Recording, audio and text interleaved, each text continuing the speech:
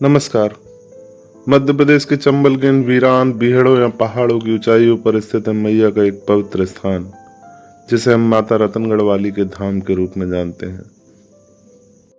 इस स्थान पर साक्षात जागृत रूप में बैठी मैया भक्तों के सभी दुखों व कष्टों का निवारण करती हैं तथा भक्तों की सभी मनोकामनाओं की पूर्ति करती हैं। कभी चंबल के बीहड़ बदनाम हुआ करते थे बागियों के नाम से, आज यही प्रसिद्धि पा रहे हैं मां रतनगढ़ वाली के इस पवित्र धाम से।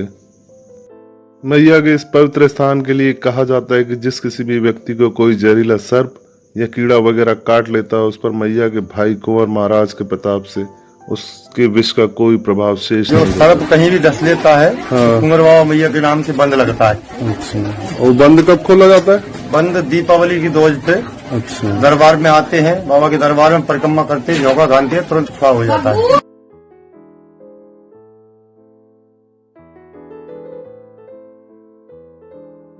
तो चलिए दोस्तों, शुरू करते हैं अपनी यात्रा मां रतनगढ़ वाली के इस पवित्र स्थान के लिए। मैया का यह पवित्र स्थान मध्य प्रदेश के दतिया जिले के अंतर्गत आता है, जहां पहुंचने के लिए हमें नजदीकी रेलवे स्टेशन ग्वालियर से हम लगभग 65 किलोमीटर की दूरी तय कर आसानी से मंदिर तक पहुंच सकते हैं।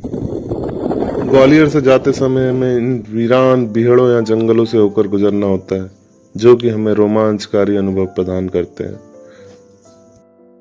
कभी इन वीरान बीहड़ों या जंगलों में दुर्दांत बागियों का राज हुआ करता था, जिनके भय से पूरा चंबल क्षेत्र कांपा करा करता था।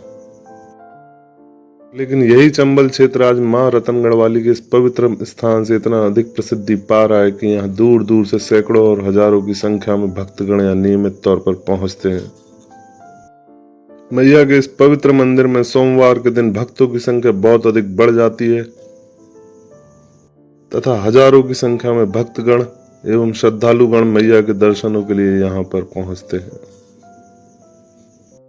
ग्वालियर की ओर से जाते समय हम सीधे मां के मंदिर तक पहुंचते हैं, हमें सीढ़ियां वगैरह नहीं चढ़ना पड़ती हैं। मां के मंदिर के लिए जाते समय हमें कुंवर महाराज पे चढ़ाने जाने वाले प्रसाद पान के पत्ते को अपने साथ अवश्य ले जा सकते हैं। भक्तों के द्वारा कुंवर महाराज को पान के पत्ते अर्पण किए जाते हैं। ग्वालियर या बेहट से जाते समय हमें सबसे पहले कुंवर महाराज के मंदिर के दर्शन होते हैं, लेकिन हम सर्वप्रथम मैया के दर्शनों के लिए जाते हैं। मैया के दर्शन करने के पश्चात हम कुंवर महाराज के दर्शनों के लिए जाएंगे। मैया के इस मंदिर पर भक्तों के द्वारा चढ़ाए गए घंटे आपको जगह जगह पर दिखाई देने लगते हैं। पूर्व के समय में ऐसा कहा जाता था कि जिस बागी या डकैत के द्वारा यहाँ मंदिर पर घंटा नहीं चढ़ाया गया, उसे डकैत या बागी ही नहीं माना जाता था। मैया के दर्शनों के लिए जो भी भक्तगण दतिया की ओर से इंदरगढ़, सेवड़ा, भगवापुरा की ओर से आते हैं, उन्हें कुछ सीढ़ियां चढ़कर मां के इस पवित्र मंदिर तक पहुंचना होता है। जय माता दी कहते हुए हम कब सीढ़ियों से मंदिर तक पहुंच जाते हैं, हमें इस बीच थकान का क्षणिक भी एहसास नहीं हो पाता है। मैया के इस पवित्र स्थान के बारे में बताया जाता है कि आज से सैकड़ों वर्ष पूर्व अलाउद्दीन खिलजी ने लोगों को मारने की नियत से सेवड़ा से जलापूर्ति रोक दी, तो यहाँ की राजकुमारी ने अपने भाई कुंवर देव के साथ एक निर्जन पहाड़ पर जाकर समाधि ले ली। तभी से यह स्थान बहुत अधिक पवित्र माने जाने लगा तथा इस स्थान पर आप भक्तों की अटूट श्रद्धा का अनुभव भी कर सकते हैं। क्षेत्रवासियों के द्वारा ऐसा कहा जाता है कि मैया के इस स्थान पर आने वाले सभी भक्तों की मन की मुरादें अवश्य पूरी होती हैं तथा उनकी कोई भी मुराद या मनोकामना खाली नहीं जाती है। मैया के इस पवित्र मंदिर का एक अन्य आकर्षण मैया के मंदिर पर चढ़ा हुआ एक विशाल घंटा हमें दिखाई देता है, जो कि यहाँ पर भक्तों के द्वारा चढ़ाए गए सैकड़ों घंटों को मिलाकर बनाया गया है। भक्तों की मनोकामनाओं के पूर्ण होने पर भक्तों के द्वारा मैया को घंटा चढ़ाया जाता है तथा मैया के आशीर्वाद से जिन निसंतान दंपतियों को संतान सुख की प्राप्ति होती है, उनके द्वारा पालना मैया को अर्पित किया जाता है। भक्तों के द्वारा चढ़ाए गए इन घंटों को मिलाकर एक विशाल घंटा बनाया गया है, जिसे देश का सबसे बड़ा घंटा माना जाता है।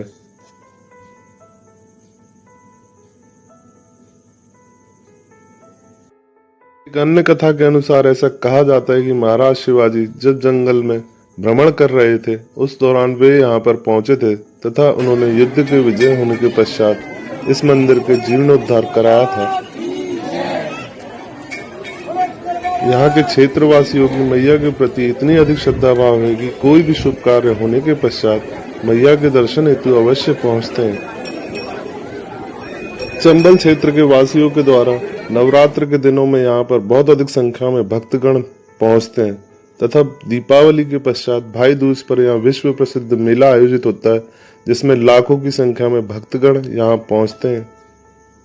मैया के दर्शन करने के पश्चात हृदय में असीम शांति का अनुभव प्रतीत होता है। नवरात्र के समय यहाँ के क्षेत्रवासियों के द्वारा मैया को जवारे या बारी अर्पित की जाती है, जिसे यहाँ पर भारी संख्या में भक्तों के द्वारा मैया को चढ़ाया जाता है तथा मैया को चढ़ाई जाने वाली बारी नवरात्र के समय में एक विशेष त्योहार के रूप में यहाँ पर मनाया जाता है।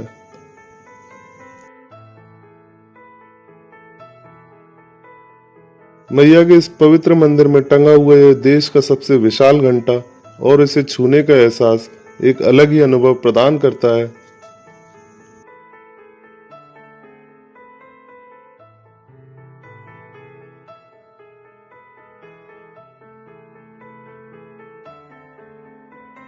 मैया के इस मंदिर में दर्शन करने के पश्चात हम यहाँ से कुंवर महाराज के दर्शन के लिए प्रस्थान करते हैं।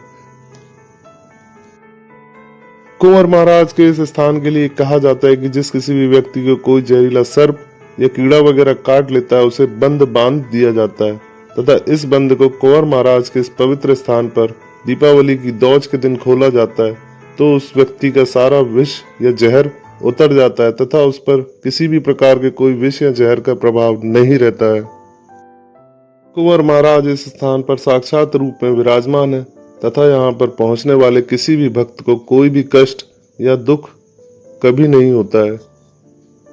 इस स्थान से आप दूर दूर तक चंबल के इन वीरान बीहड़ों या पहाड़ों को भी देख सकते हैं तथा यहाँ पहुंचकर प्रसाद वगैरह ग्रहण कर सकते हैं।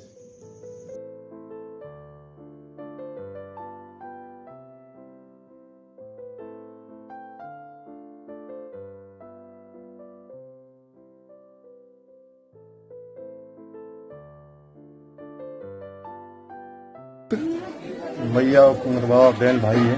अच्छा, इनका जो सर्प कहीं भी डस लेता है हाँ। कुंवर बाबा मैया के नाम से बंद लगता है। अच्छा, और बंद कब खोला जाता है? बंद दीपावली की दोज पे। अच्छा, दरबार में आते हैं, बाबा के दरबार में परिक्रमा करते हैं, झोंका घालते हैं, तुरंत खुला हो जाता है। मंदिर के पुनर्निर्माण का काम भी चल रहा है? और चल रहा है, हाँ। निर्माण का कार्य चालू है। अच्छा अच्छा, अभी कोरोना काल में थोड़ा बंद हो गया है, काम चालू। माता कौन सी है ये? मैया रतनगढ़ वाली मालूला देवी मैया इनकी बहन है। अच्छा, कुंवर बाबा। तो कुंवर बाबा के पहले दर्शन किए जाते हैं फिर उनके दर्शन पहले मैया के दर्शन किए जाते हैं, अच्छा। उसके बाद कुंवर बाबा के दर्शन किए जाते हैं। माता रतनगढ़ की यात्रा की यह वीडियो आपको कैसी लगी हमें कमेंट बॉक्स में जरूर बताएं। वीडियो देखने के लिए आपका अनमोल समय देने के लिए धन्यवाद और अंत में यही कहूंगा, जय माता दी।